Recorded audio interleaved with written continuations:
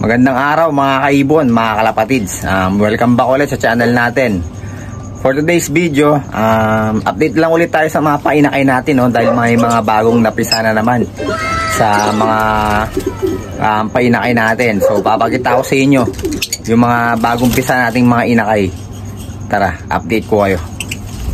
So dito sa Opay Pale Follow project natin mga kaibon, no? Napisa na yung dalawang fertile na egg nila. Bali ang mga naging anak nila dalawang blue series na naman, no? Laging lamang sa blue series tong ano natin dito, tong breeder natin dito. Kahit pareho silang green, no? Ayan yung ano natin, no? Kak natin na tawag dito, focus natin. Green Pale Follow, split opaline, no? Split opaline Green Pale Follow, proven. Tapos yung hen natin dito, green opaline. Ay, eto pala, green split opa pala. Green split opa, no? Split opa Pale Follow kak. Tapos yung hen natin dito, yun yung green opa Pale Follow, no? So pakita ko sa inyo, blue series na naman yung nilabas nila. Kahit pareho silang green, no? Laging lamang sa blue series tong ano natin dito, ibon natin dito. At tagalin lang natin yung ano, yung aray. Pakita ko lang sa inyo yung ano natin, mga ibon natin.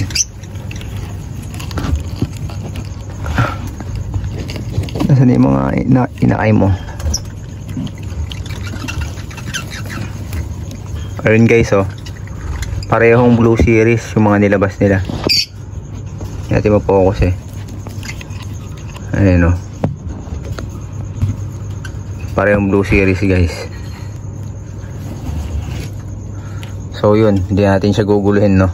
Dahil matapang nga yung hen natin dito. Balik na natin yung ano. Ayan. So parehas blue series yung nilabas, no? Kakaiba tong ibon natin dito. Puro blue series yung nilalabas nila kahit pareho silang green na ano, green na Pale Follow. Mas lamang pa rin sila sa blue series. So dito naman sa ano natin, Lutino Opaline project natin, may napisa na naman kanina. May napisa na naman, no? Ayun, tatlo na yung pisa guys. Ayan, no? Pero walang visual, puro ano, dark eye sila lahat. Ayun, no? So yun yung pinakahuling na pisa, etong nasa pinakadulo na to. Yun, pangalawa to. Pero ang good news, nag-fertile lahat ng itlog nila.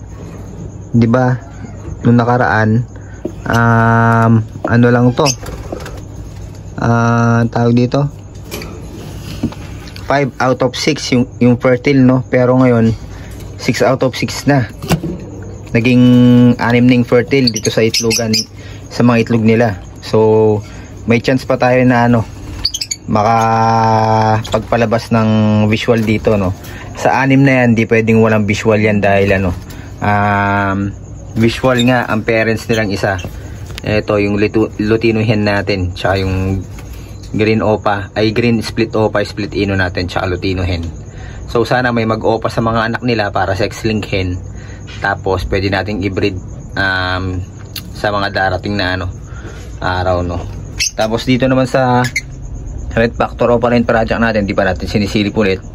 Malamang sa malamang wala pang itlog to, no? Dahil ano, yun, kung makikita nyo, nasa labas pa yung ano, yan, no? Dahil kung may itlog na yan, nagdilimlim na yan. So lipat naman tayo dito sa ano natin, eto sa Lutino Opaline project natin guys. Namisa na rin, no?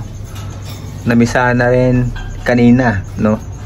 Pag silip natin kanina, pisa na pala yung isang itlog nila. So yun, pakita ko sa inyo, check natin kung Lutino Opaline ba or hindi.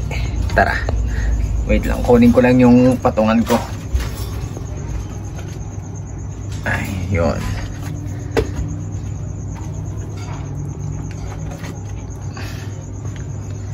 So yun, kinuha na natin yung patungan natin dito. Medyo mataas kasi ito eh, hindi natin masisilip kapag ano. Ang laki ng buti. guys. Delikado yung inakay natin dun laki ng butiki mukhang may masamang balak yun silipin lang natin.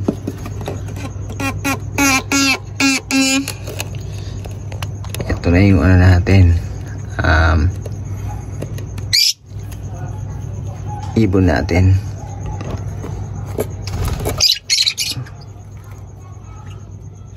So yun guys, ayun no, yung anak nila natatakpan ng hen, medyo matapang yung hen.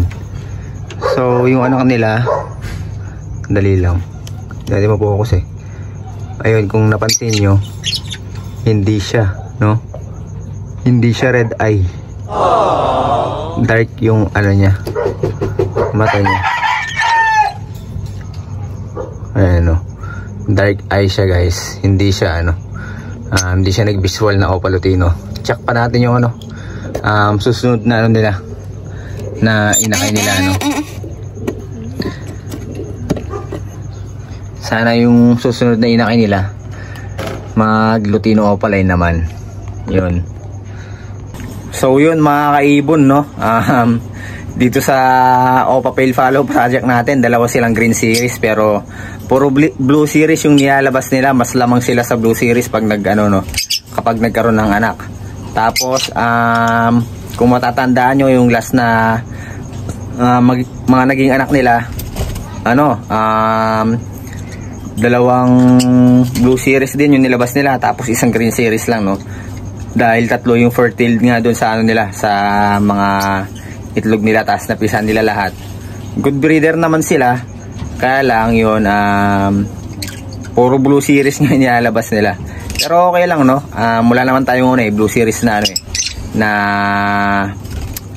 Pale Follow So kapag lumaki yan yung mga inakay nila no, magkitira tayo. Siguro yung isa pamimigay natin, pero pag may nag-opaline no, sana maging opaline pareho. Pero pag may nag-opaline, yung ititira natin sa atin para ano, future breeder natin. Magtitira tayo ng future breeder natin. Tapos dito naman sa Lutino Opaline project natin no, dito sa may 6 na itlog no, lagi talagang huling ano, napipisa sa kanila yung mga ano, red eye no, kaya hindi nakaka-survive. Kadalasan naiipit kapag red eye na yung ano, yung ang tawag dito, kapag red eye na yung ano, yung napisa nila.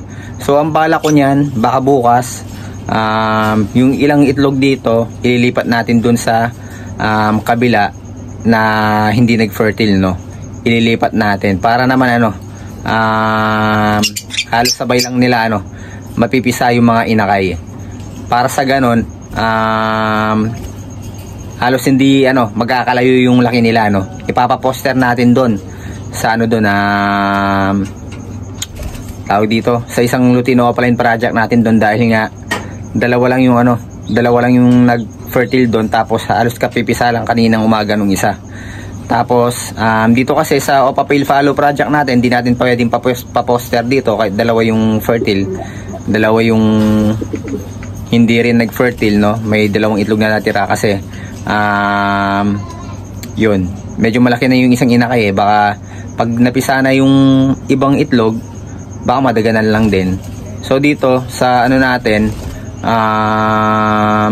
Lutino Opaline project natin dito, yung back to back opa natin, split ino, halos kasabay lang no, dahil kanina lang namisa to, halos kasabay lang. So baka ilipit natin bukas yung dalawang itlog no, kapag ano, pag nagpakain tayo, pag nasa labas yung mga alaga nating African lovebirds, para ano, hindi nila mapansin na ano, na papalitan natin yung itlog nila. So yun mga kaibon, hanggang dito na lang yung ano natin, vlog natin parang ngayong araw na to. Nag-update lang tayo sa mga painakay natin no. Tapos kung gusto nyo manalo sa mga free raffle birds na pinamimigay natin no, huwag nyo kalimutan mag-follow at mag-subscribe sa aming Facebook page at YouTube channel. Yun lang ang dapat nyo gawin, makakasali na kayo sa mga free raffle birds natin, sa mga pinamimigay natin mga ibon. So yun mga ibon, mga kalapatids, maraming salamat, ingat, and God bless po sa inyong lahat.